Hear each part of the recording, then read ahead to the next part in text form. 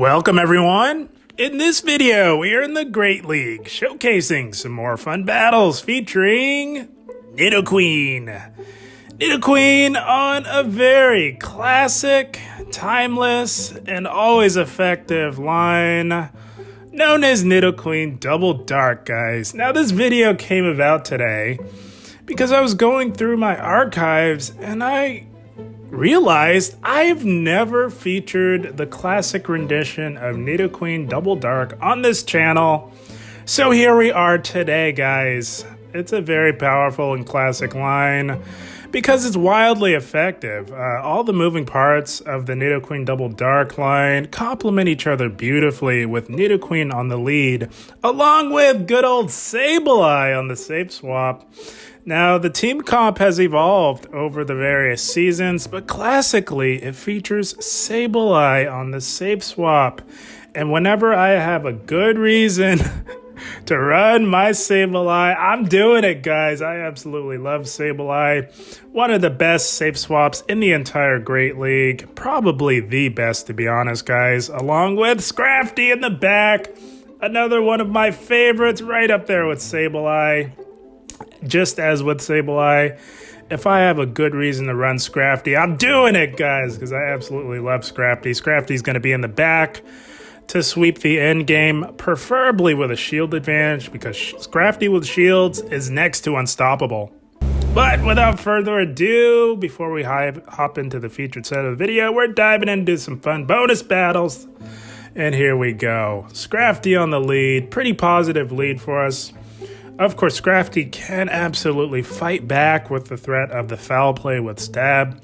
So we're just going to go for the Poison Fang. Scrafty can comfortably tank one, and they do tank that to clear the debuff as they bank some energy, making a play in the Toxicroak.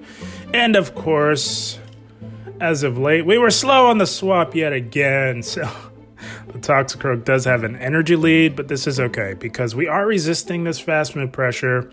We can comfortably tank one Mud Bomb, but if we hope to flip switch advantage, we're going to have to start throwing up some shields here. And of course, they go straight Mud Bomb, as Sludge Bomb would be resisted with our Ghost typing. Going to go for the resisted foul play, and that's all we really need. That plus a few Shadow Claws is more than enough for good old Sableye to flip switch advantage for you. And I'm expecting them to come back in with the Scrafty, and we have loaded energy, so we're going to really threaten the Scrafty with a big return. They let it go, it does loads of damage, and Sableye going on a tear. Holy smokes, guys. Sableye popping off in the Great League. You love to see it as they have a Nidoqueen in the back. And we're going to go for the bait, and they call the bait. Very, very gutsy call. They have shields to spare. So at this point, because they're calling our baits, we're just going to go straight for these resisted Poison Fangs. As I'm thinking, this is a Shadow Nidoqueen, and lowering its defense by 2 stages should set up Scrafty to have a solid endgame from here, guys. And we do call their bait. Speaking of calling baits, we're both calling each other's baits, but we don't care whatever they throw. They do take us out with a Earth Power. We didn't care because we knew that Scrafty could definitely tank one of whatever Nidoqueen throws, and we can just power up punch, counter down this Nidoqueen here. And unfortunately, they end up going down with shields. You never want to see that. But Scrafty closes it strong. That's going to be a good game. Well played. Love running this team, and I was finding a lot of these teams weren't quite prepared for a Nidoqueen lead, which was actually kind of shocking. Speaking of, we got an Azumarill lead, one of the better leads you can see with Nidoqueen. Of course, they can fight back with their fast move pressure, as it does do super effective damage to us. So we're just going to go straight Poison Fang against the tanky Water Bunny, known as Azumarill here, and we will shield up the Ice Beam, or potential Ice Beam, and it was the Ice Beam. We absolutely want to get rid of the Azumarill, and we force them to swap, and they go into a Bastiodon. That is not an answer for Nidoqueen. So we do go for the Earth Power, which does loads of damage, but honestly, that was a bit of a misplay, because if we had held on to that energy, not only would we have been able to threaten the Azumarill, but we would have had some loaded energy on our Scrafty to also put the pressure on the Azumarill. Although resisted, it does add up, and the Azumarill is getting low. We should have just banked that energy on our Nidoqueen and just farmed the Bastiodon all the way down. It would have left less farm for the Azumarill as well, but we press on. We're still in a good spot. We're nitpicking here. It's okay. No big deal. We're just going to wait for them to take us out with the Play Rough. That does one shot, as it is double super effective. And we do Poison Jab down the Azumarill. Now we're going to see what they have left. And it's a Medicham in the back. Oh my goodness. Our Sableye is chomping at the bit to get at this Medicham here. We're just going to get off a nice debuff and then show them Sableye. And fully expecting the top left right about here, as that poor Medicham could do nothing to our Sableye. That's going to be yet another good game. Well played to our opponent. I'll tell you guys, Nidoqueen Double Dark is definitely still good for a win or two in the Great League as we pick up a not so good lead in Jellicent. So we're going to go right into our Sableye safe swap, and they meet us with a Toxicroak. So this is a pretty okay matchup for us. We can absolutely tank a Mud Bomb. And the beauty of this matchup is they're forced to go for the Mud Bombs that don't have stab because their big nuke move is resisted. And speaking of resisted, we can go for the resisted foul plays, as Toxicroak is not known for its bulk, and we do draw a shield with our Sableye. So we're just going to throw one Shadow Claw and go for the next foul play here. If they let this go, we can definitely farm down at Sableye. Not only flip and switch advantage, but also grabbing a shield advantage. You love to see it. Sableye is amazing, and now we're going to really put the pressure on the Jellicent. So they come back in with a Jellicent, so they might be weak to a Dark type in the back, guys, as Jellicent is a terrible matchup, but they wanted to go for the farm down, and we come in with our Scrafty onto the Jellicent. So we're just going to soak whatever they want to throw at us, just a Bubble Beam, and even a resisted Shadow Ball is not going to do a whole lot to Scrafty. Scrafty has some pretty decent bulk, even in the Great League. And we are just going to look to go for build up to a foul play, expecting to catch. So we bank our energy, we hold on to it as they look to catch onto an Ariados. So we come in with our Nidoqueen. Nidoqueen has a very solid matchup against the spammy spider here in front of us, and we just go straight Earth Power. Even with the debuff, it'll still do loads of damage to Ariados, and it does. And now we can take it out with a Poison Fang at this point. We're soaking all this damage, not shielding anything from the spammy spider. We're just going to go for the Poison Fang and send the Ariados packing. And all they have left is that Jellicent.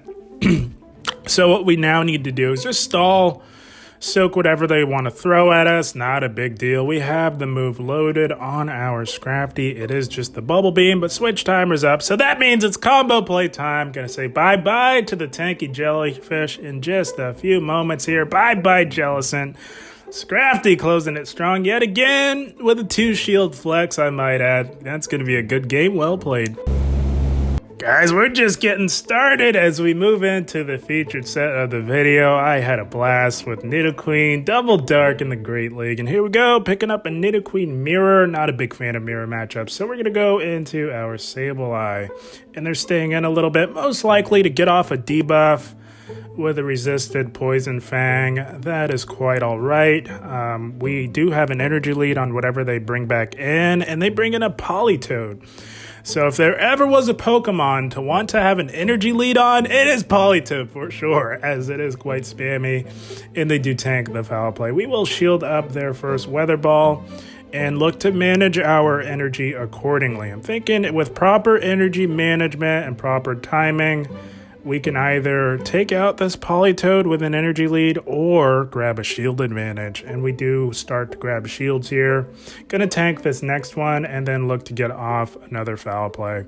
That'll either flip switch for us or grab a shield advantage, which either one is completely fine.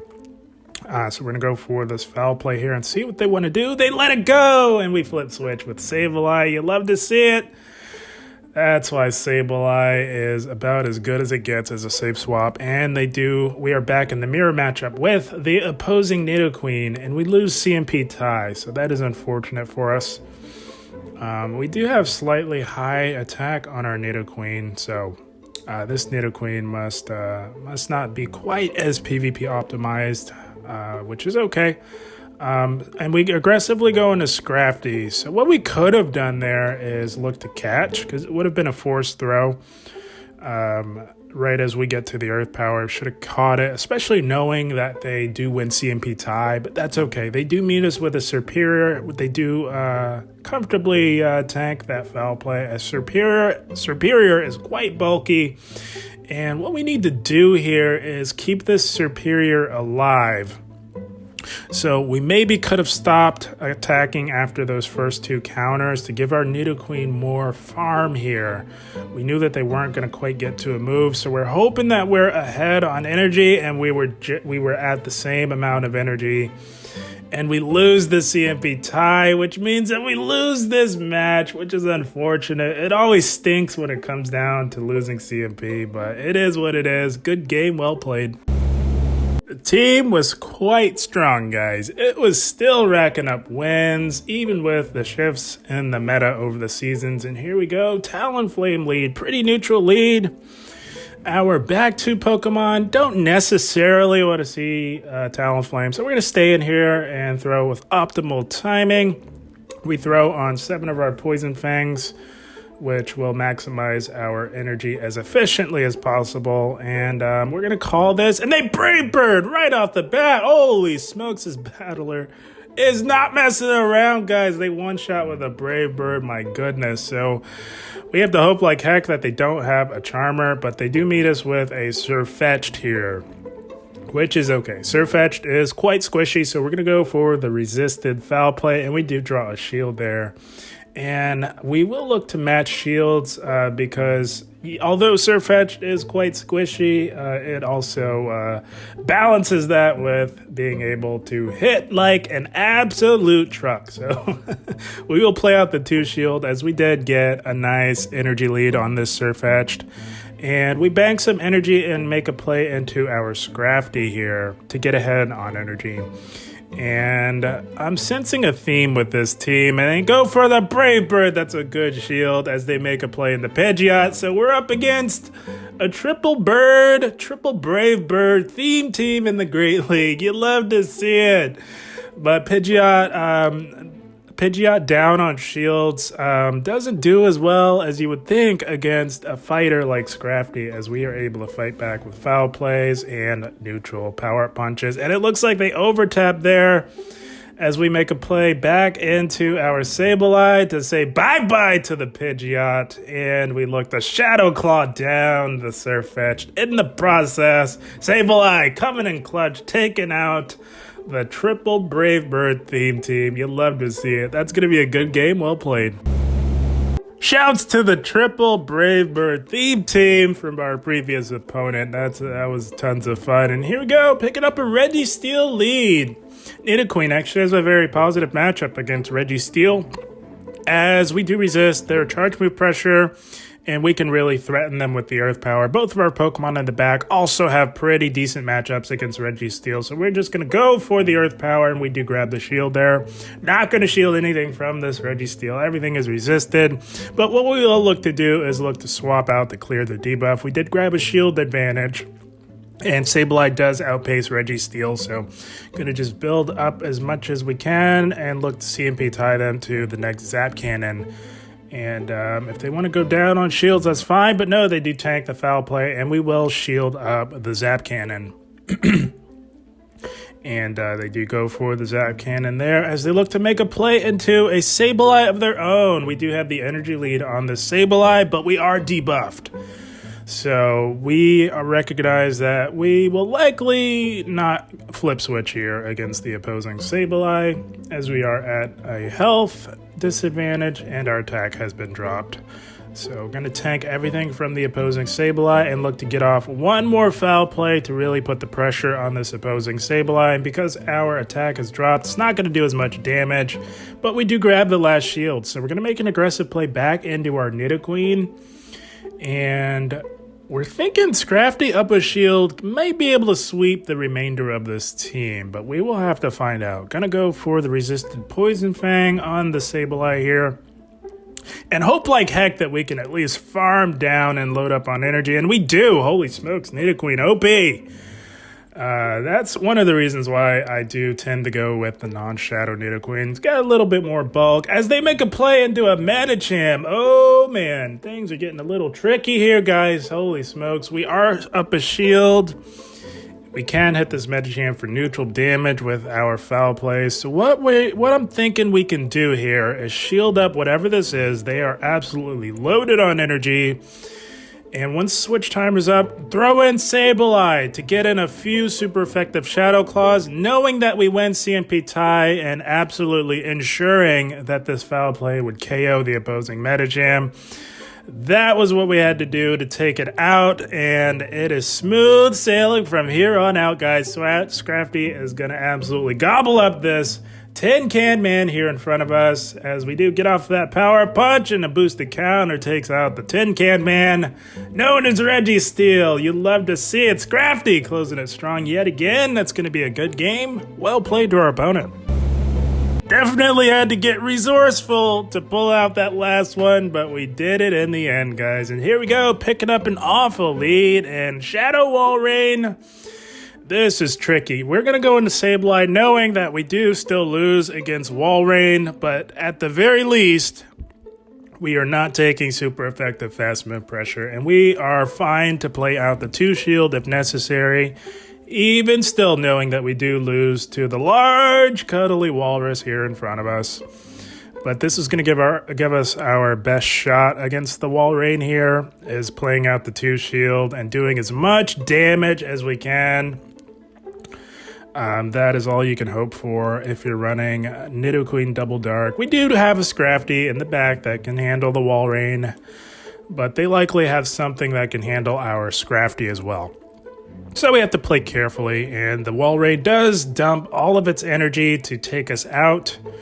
This, I'm thinking, won't quite KO, but a Powder Snow will. Oh! They tried to get cute and snipe with their Trevenant. Little did they know! We had a Scrafty in the back, guys, that's going to absolutely gobble up this Trevenant for breakfast, lunch, and dinner here. We're going to go for this foul play. It will not KO, but it'll give us some additional farm with resisted counters on the Trevenant. But no, we decide to show them how to actually snipe because we know that they have a Walrein left. Gotta return the favor when you can, right, guys? Holy smokes. And we do, because we did snipe that Trevenant, get ahead on energy. We do outpace the Walrein to a Poison Fang, and it is Shadow, so it does KO. And they've got a Medicham in the back, so shields are down. Getting a little tricky, but not quite so bad. If this Medicham is running Ice Punch, which I would highly recommend, it would be a lot worse for us, but it doesn't look like they are because they are well past an Ice Punch, and this is why I recommend Ice Punch. Do not run Power Up Punch on your Medicham. You don't need it. And if they had Ice Punch, they would have a much better time in this matchup. So they're forced to go for the big Psychic, which is not as energy efficient as Psychic. And a Power Up Punch is not going to cut it against our Scrafty. This Medicham is severely debuffed. And they see the writing on the wall. Should have had Ice Punch, but they don't. And that is quite all right. That's going to be a good game. Well played to our opponent. The team was powerful enough to overcome some tricky situations, guys. Love Nidoqueen Double Dark, especially in its classic rendition, guys. And here we go. Trevenant lead. They swap into a Whiscash. And we go into our Scrafty, as Whiscash does tend to struggle against the counter users. Haven't seen one of these since I was last in the Great League Remix. You don't often see Whiscash in the open Great League, but we know that they didn't accidentally enter into the Great League as they did lead with the Trevenant. So we go for the foul play on the Whiscash after tanking one of their Mud Bombs, and they are farming for days. So we see that coming a mile away. We're not getting hit with a Blizzard from this Whiscash. Not going to happen. We do shield that up, and we look to no bubble this next Power-Up Punch to really load up on the tanky Catfish here in front of us, and we do counter it down. And, oh, they concede the match. I don't know what they had in the back. Maybe a Stunfisk. I don't know, but maybe Scrafty was most likely going to run through the remainder of that team as they saw the writing on the wall and conceded the match. Good game well played to our opponent, and that is the team, my friends. Nidoqueen Double Dark, still as good as it ever has been in the Open Great League. And I do enjoy the classic rendition of it with Sableye and Scrafty in the back. Very powerful, classic, timeless team comp that can absolutely rack up the wins in Season 11 of Pokemon Go Battle League. The dynamics of this team comp complement each other beautifully as Nidoqueen protects your 2 dark types from the Charmers, and it protects Scrafty against the fighters on the lead, while Scrafty in the back protects Nidoqueen mostly from Stunfisk. And the idea is to give Scrafty a shield advantage, flip switch with your Sableye, grab that shield advantage with the Sableye, and Scrafty can sweep an endgame like you wouldn't believe. Guys, I had a blast. I hope you all enjoyed. As always, I thank you for watching, and keep up the grind. Thank you, guys.